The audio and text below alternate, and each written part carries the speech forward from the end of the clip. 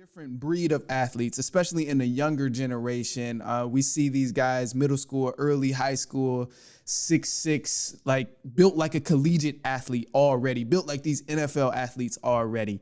Is it safe to say this is because of the different hormones they've inherited in their body in terms through food or through different liquids that they receive? It is definitely genetics. Okay. Hormones definitely play their part, and Mm. they definitely influence certain things. But if we look at, say, the hormone body types, the problem with that is we have data and we have people up on our site who have taken the scientific body type quiz, Hmm. and they have never been diagnosed with a hormone imbalance of any kind their Oh, entire wow. life. Yes, sir. What's up, everybody? Welcome back to The Run with me, Manny Wilson, all the way from Detroit to Chicago to your speakers and headphones. And we're going out to the West Coast this time because we have our special guest in the building today with us on Zoom. So not really in the building, but on the Zoom call. Founder of Fellow One Research since 2003, body type scientific researcher, Marc Nelson. Welcome to The Run. Hey, man. Thanks for having me on. No problem, man. Thank you for joining. I'm so excited to get started, man. We got so many different things I want to cover, so many different myths and just information. I love to learn, and my listeners love to learn too. So I'm just so ready to jump into it. But before we jump into it, I always have everyone who comes on this show punch a ticket because it is a sports podcast. So you have to punch a ticket. And this ticket question is simple. Just which team do you think is going to win the Super Bowl before we get started?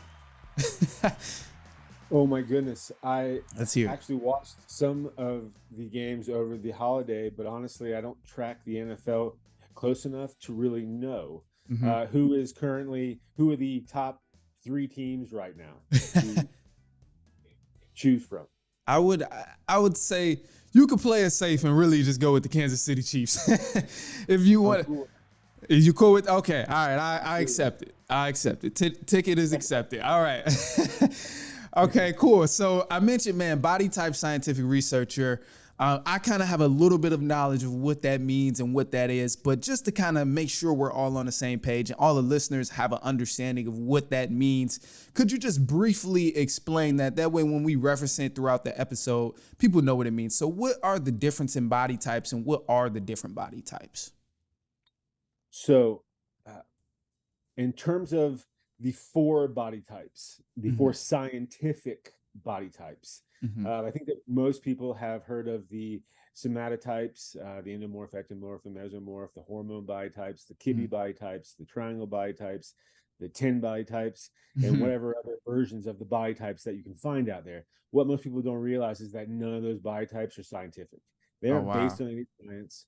They have no scientific definition. So if you try to, say, build an app and so that you could identify the quote unquote endomorph, ectomorph, or mesomorph, you can't do that. It's not possible because there is no definition. There's no true Mm. definition relative to how the human body is structured and such that allows you to understand what is an endomorph, ectomorph, and mesomorph. It's why they were debunked long ago, way back when. They were actually Okay. founded in the 40s, and they were thoroughly debunked by the 60s, yet because there were no body types up Mm. until 2003, no scientific body types, people have latched on to, well, what makes the most sense to them, and that was the somatotypes. Oh, So wow. we have these body types right now that if you go out into Google or any other search engine and type in, what is my body type, those are the body types that will come up first. Again, most people don't realize those aren't based on science. They're arbitrary, subjective nonsense. So Mm. with all that being said, Okay.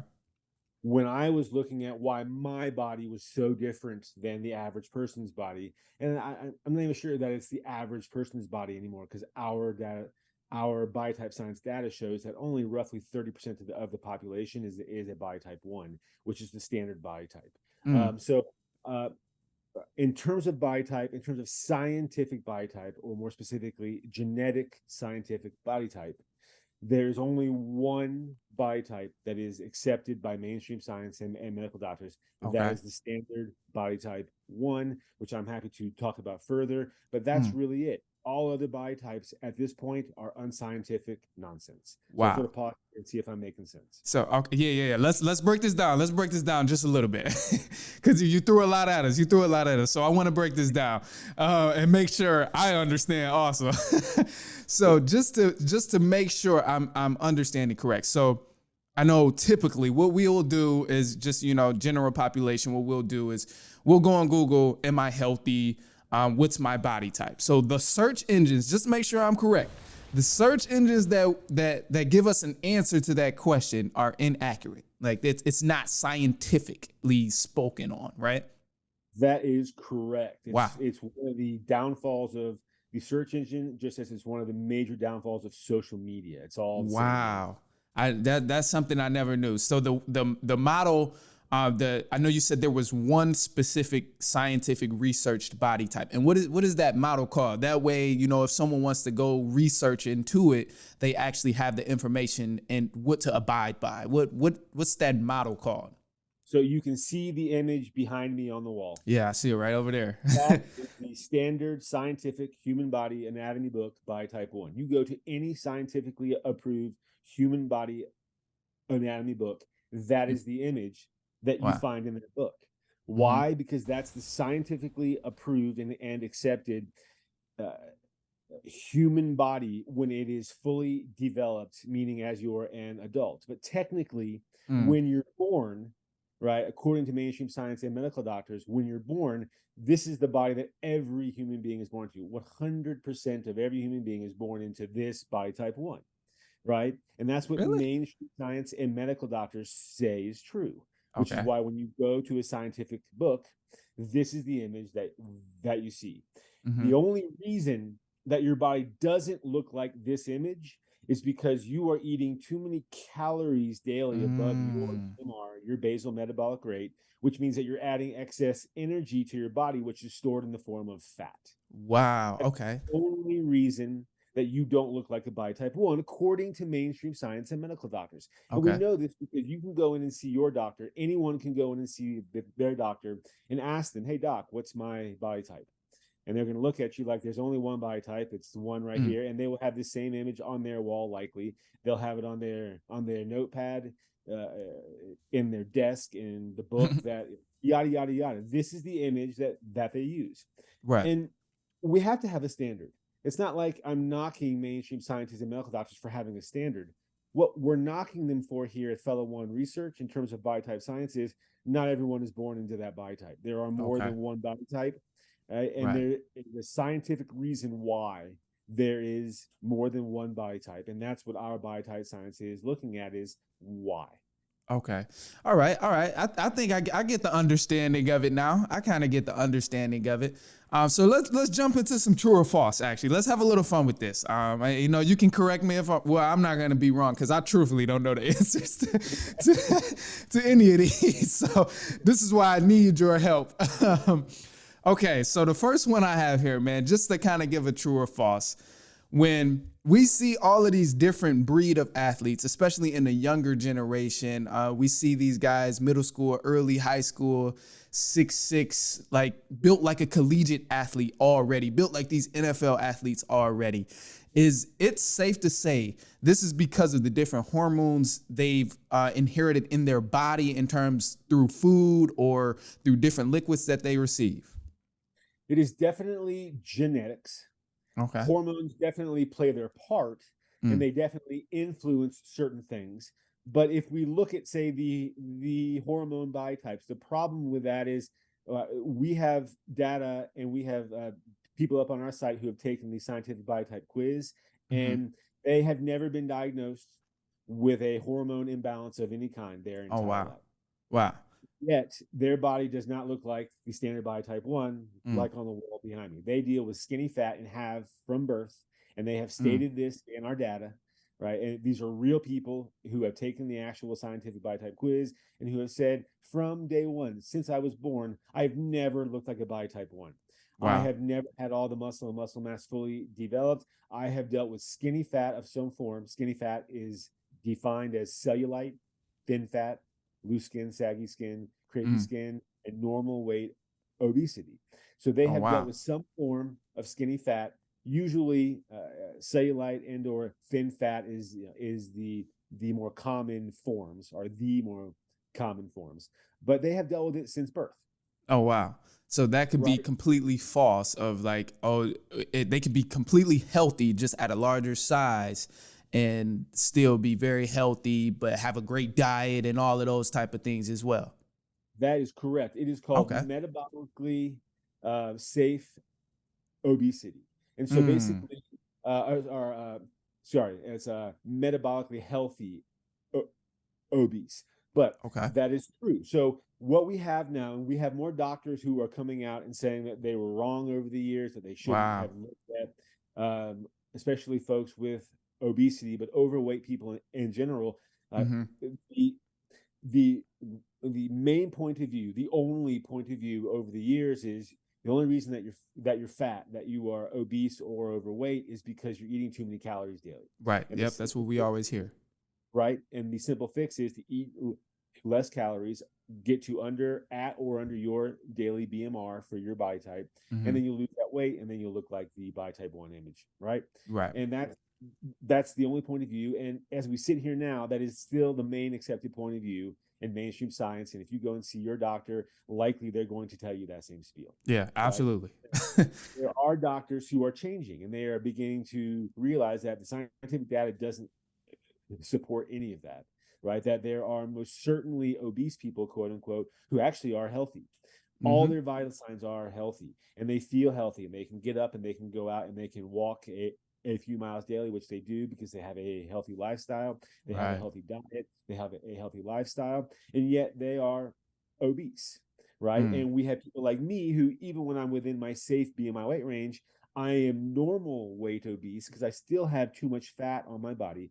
Being obese is defined as having too much fat on your On your body. body. So you don't even have to be like the typical picture of, oh, obese. Like you don't even have to be that typical picture in order to be considered obese from a technical definition, right?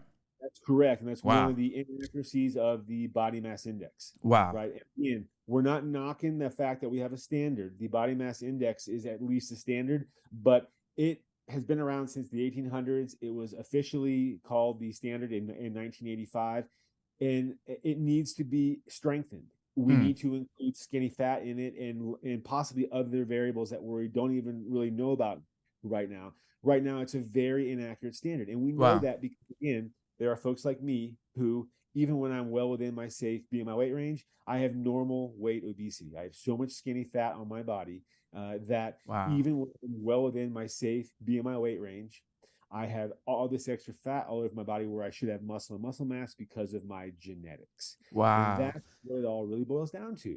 And so Damn. you have folks like you were saying earlier who, even when they're in their teens, they are basically, they are these physical models of perfection. They have all Mm-hmm. their muscle mass fully developed, and it's all muscle, and they're ripped like you see Yep. uh, with the image again on the wall Mm-hmm. behind me. So those people do exist. The standard body type 1 is a very real thing. It most certainly exists. The fact is, though, is that not everyone is born in a standard body type 1. And Yeah. that's what our body type science is showing, is that there are 4 different body types. And we're not saying that it's bad that if you're a body type 4, I was born in a body type 4. Mm-hmm. We're not looking at this from a point of view of whether it's good or bad in terms of the straight on relative science. What we Right. want to Right. understand is, why are there these body type shape differences in human beings, and what does it mean relative to diet, exercise, and lifestyle and health as a whole?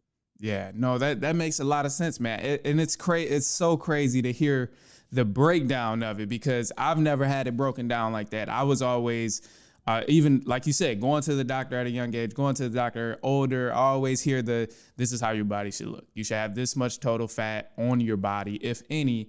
But like, if you're not healthy, if you don't look like the picture that you have right there, that's what I would always hear.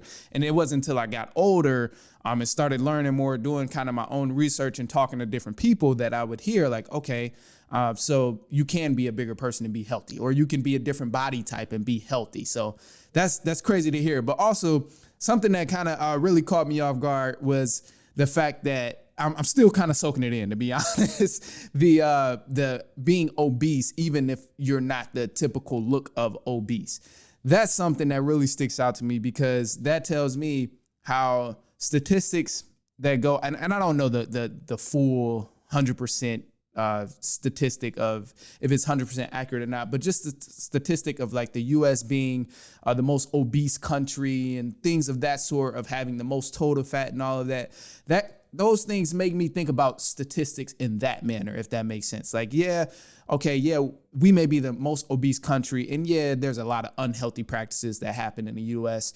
And I'm sure we could talk about that for days too. But just more so the fact, like, man, knowing that a person doesn't have to be huge to be obese kind of makes me think about all the other statistics that could possibly have been skewed using the correct model or the correct term or definition of being obese. So it's like plenty of people around here walking around that's obese, but they look very healthy. I always use my brother as an example, because I make fun of him because he used to be built like a brick.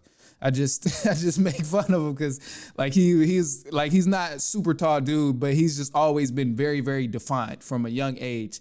So now that he's older, he's kind of shaping into a dad bod, and he's fighting it. He's combating it. He's making sure he doesn't get a dad bod. So I make fun of him all the time. Like, all right, be careful. But it's just funny to think about it. Like, he could have been obese at the time where he looked his best. Or to me and him, we joke around and we're like, man, you look like very buff, like you're muscular, all of that. He could have been obese at that time. So it's just crazy to think about it in that way. But to move on, did you have something to add to it? So science is definitely evolving, and we always need to keep that in mind, because there's always new data rolling in, right? So absolutely, we definitely don't understand obesity as well as we should.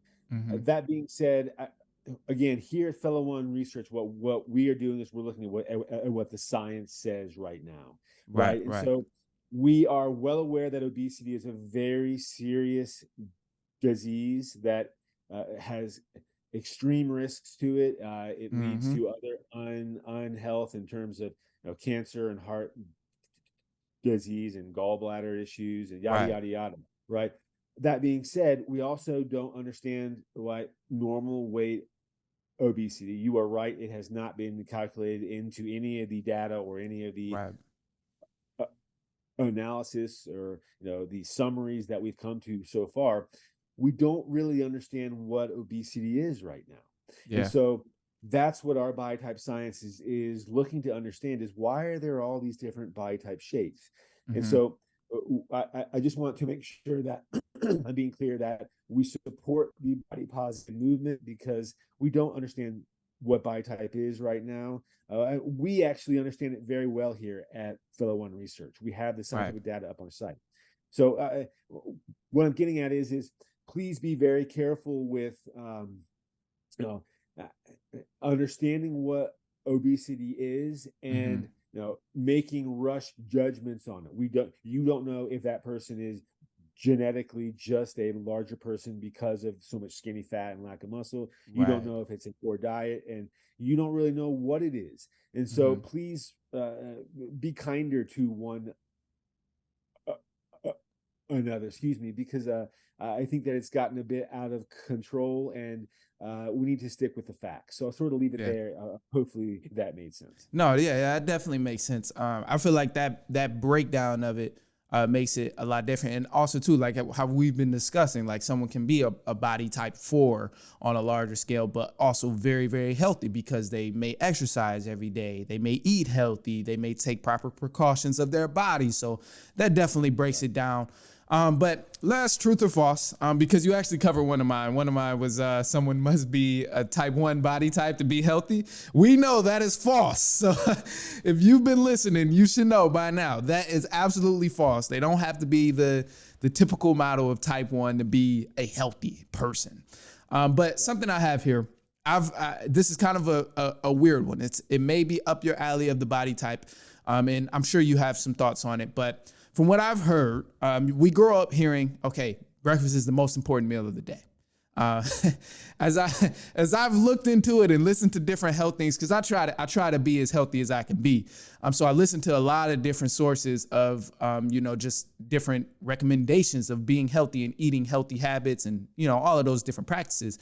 But one thing I hear that's different on so many different scales is that breakfast is the most important meal of the day. Is this true or false? Oh, it's such a gray question. I would say in general, yeah. I mean, so the whole word of breakfast is based on break fast, right? Yes, So that's what I hear all the time. right. And so what does that mean? It means that you should finish your eating, especially the older that you get, by no later than probably 8 or 9 in the evening. And that's a general rule, because there are some people like me. I'm a night owl. That's my natural habit. I am usually, not a morning person. So I will eat later into the evening relative to my habits that I know are healthy for me, right? And then I'll fast for like 12 to 14 hours. So that meal in the morning, you're breaking a fast, right? Right. You are Okay. right. And so eating something healthy and healthy is definitely relative. Stay away from the processed and junk, sugar Absolutely. cereals and all that nonsense. That's an Absolutely. easy, right? Stay away from fast food, Mm-hmm. all of that. Stay away from it. And that's a hard thing, especially the younger that you are, and Yes. relative to how much you earn as a living plays into that as well. You can Very really true. only afford to buy what you can afford to buy, That's very true. right? So there are these issues too. But breakfast in general, when it's healthy, yes, it most certainly is something that most people should be eating. Now, again, it's relative to body type, and it's relative. You might be one of these rare folks who are like, I really don't eat until 1 o'clock, and I feel Mm-hmm. great, and my skin looks great, and I have energy, and all my vitals are normal, and everything checks out. And there's no Right. reason that you should be worried about that lifestyle. Then maybe missing breakfast for that rare exception of a person might be okay. In general, yes, eating a healthy breakfast is a good thing. Right. Okay. All right. I got it. That kind of sums it up. And I just want to break it down just a little bit. So, the typical normal of, eating breakfast is healthy, but what works for a person is what works for a person. Right. Okay. Right. All right. That's what I got. And that's what I've been trying to just go in between it. I've been like at a balance of, all right, what works for me, what doesn't. Should I should I make sure I emphasize this? Should I just do what my body is telling me? So that's kind of where I've been at with that. And that's brilliant. That's where you should be at. And as a young person, the fact that you're doing that shows that you really are a leader in things. I'm trying. It doesn't sound like you're trying. It sounds like you're actually doing it, which is Thank awesome. But in general, I, as a young person who grew up in America, I Mhm. am well aware of how easy the access is to unhealthy food everywhere. And because I didn't Yeah. have resources growing up either, going out and eating fast food was not only easy, but it was affordable. And Yeah. I didn't think about it much when I was your age. Or no, that's not really true. I actually stopped all processed junk and fast food in my early 20s. So up Hmm. until my early 20s, I ate a terrible diet. It Oh was wow. basically just a sugar diet, right? Mm. I grew up on fast and processed foods, even though I was very active and I was always well within my safe BMI weight range because I was so active. Hmm. Sports and just out hiking. I wasn't sedentary. I wasn't sitting on the sofa and playing video games. I Right. was Right. out doing a lot of stuff. So, but I was still normal weight obese. So, um, not sure if I answered your actual question. I'm sorry.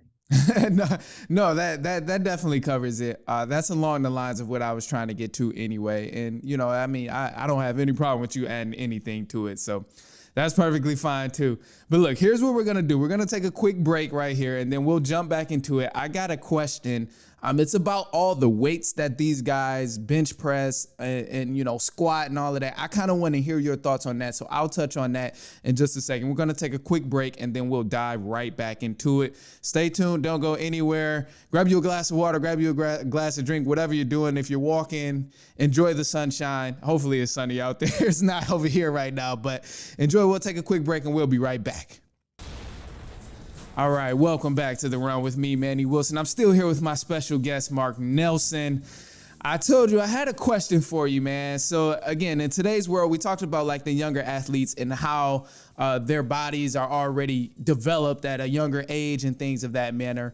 But now I kind of want to break down just like the weights and things that we see these guys doing. Like we talked about how their bodies are developed, but when we see these guys squatting and bench pressing and doing certain workouts that are clearly heavy on their body at a young age, how is that hurting their body or is that really helping them develop that strength? It depends on how old they are and how developed their body is. So I would say that if you're doing super heavy weights at too young an age, it's definitely possible that you negatively affect the growth of the structure of your body. Okay. Right. And so, and what is too young? Well, I don't think we really. I mean, we definitely have a sense of when the body stops growing and the bones set. But that can even be relative to the individual and their genetics. So, it's definitely something that you should have a chat with when you go and see your doctor, because yes, lifting weights at too young an age can have a negative effect. But again, that's really between you and your doctor. So have that conversation, and that's that's about it. Okay, yeah, it's one of those things that kind of depends on that person's body and depends on the kind of maybe the diet that they're eating as well. That will also affect it, yes. Yeah, okay, cool. And then also the age too. Like the age has a big factor in it. Okay, cool. That makes a lot of sense then. I kind of figured the age would be the case because like when I did play football and played other sports as well, I would see a lot of that. I would see a lot of guys around my age in high school. They would, lift these crazy amounts of weight, and we're all in there with the same goal to try and get stronger and stronger. But one of the things I realized, and one of the things I was told is that the more you practice that, the more you practice that habit, the more your body will adjust. Is that the same kind of thing with like positions that we see in football or basketball or any sport that a person may play? Is it more so the time they put in to practice that position or the time they put in to get their body to adjust to the specific habits that they do in that position? Is that something that helps the body develop in terms of being healthier, or is it different practices like stretching or maybe just the way their body is set up of having a bad knee or something? How much of that goes into, their body is just healthy, or they practice and took precaution on the way to developing that sort of protection in their body? If that makes sense. I hope that question came out somewhat clear. So if all body types are genetic, and so it will boil down to what your genetics are. If you are blessed to be born in a body type 1, right, especially a fully developed body type 1, where all the muscle, like Dwayne Johnson, right? Right. Perfect. He's most likely a body type 1, and he has excess muscle and muscle mass on his body from all the weightlifting and work that he's done, right? Okay. So I would say that assuming that you are one of these elite athletes, who are playing in the NFL or such, that's a rare thing. Less than 1% of the population is an elite athlete, and it's probably more like less than 0.01% of the entire population is an elite athlete. So it will boil down to your physical genetics. It will boil down to probably a little bit lesser of a degree at this point, I would say, is diet, exercise, and lifestyle, although they are super important, right? But right now, we don't have the science to, and I should be careful with that because our science is growing rapidly in terms of genetics, but you don't have the easy way of going in right now and just changing your genes, your DNA, right? That's probably Mm-hmm. coming very soon. Whereas you have much more of a chance to change your diet, exercise, and lifestyle, all of which will affect the health of your body. So Right. there are some people who are just blessed with a body type 1. They are further blessed the talent and the skill. And then are they blessed with the work ethic, the ambition, Right. the intelligence, the wisdom, yada yada. So there's all these variables that play into how healthy one's body is overall and why. And that's just relative to the individual. I will say that we have Right. our scientific weight loss diary up on our website. And the point of this diary is to track all of your scientific data, your diet, exercise, and lifestyle data, so that you can actually see this play out. You can track all of your images over time. There's no face used in the images. But That's the cool. idea is that you track all this over time, and you can share it easily with your friends and family. You can use a pen name. There's no faces used in the image, so that you can maintain your privacy. But you can share that with your friends and family. They can come to the site. They can track it all out. And the point of this is so that you can understand, what is my body type? What Right. is the best healthy diet, exercise, and lifestyle for it? And it's figuring it out. As you were saying earlier, you work every day at figuring out what's the best diet, exercise, and lifestyle for me. You Mm-hmm. work at it. It's not something that just comes to you naturally, that you magically find somewhere, that someone Right. tells you. There's no one who can tell you what's best for you and your body and your diet, exercise, and lifestyle but you. You can definitely get advice from other people, but if you're going to someone and you're trying to follow their routine to look like them, you're doing it all wrong. Don't Right. do it that way, right? You can't go follow some celebrity or influencer up on social media and just follow their diet to look like them, because that's not how it works. If you have a Mm. different body type than them, then what they're doing isn't going to work, and they don't understand this. And yet uh, many of them, I think that they mean well, but it can be damaging. So Right. understanding your body type and then what the best diet, exercise, and lifestyle is where it's at. Right. Okay. No, that makes perfect sense, and I'm glad you put it that way. And to kind of just get toward wrapping up, because we're running out of a little bit of time here.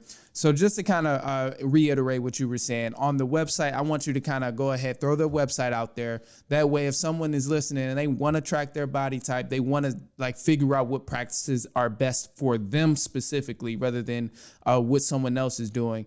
Where can they find that website, and where can they find this information? So we are at fellow1.com.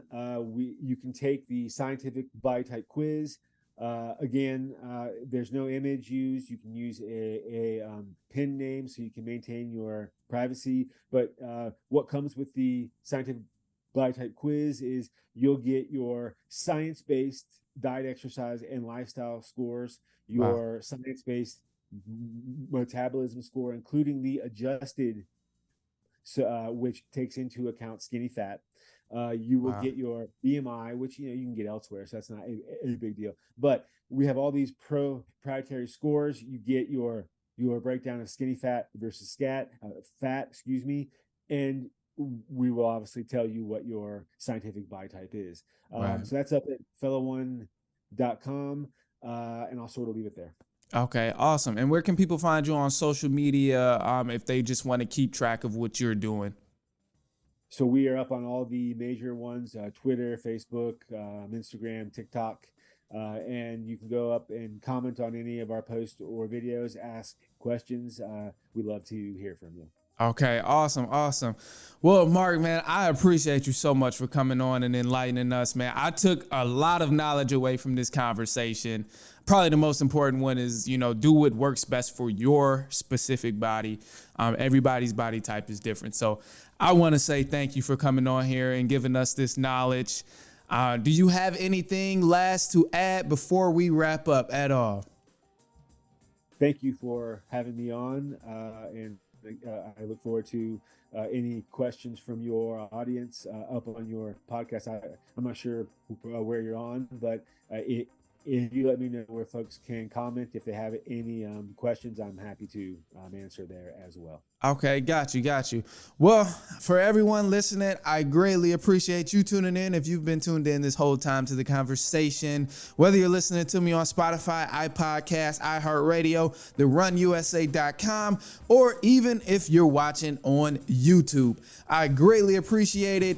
Again, man, body type scientific researcher Marc Nelson did a great job coming on with us today.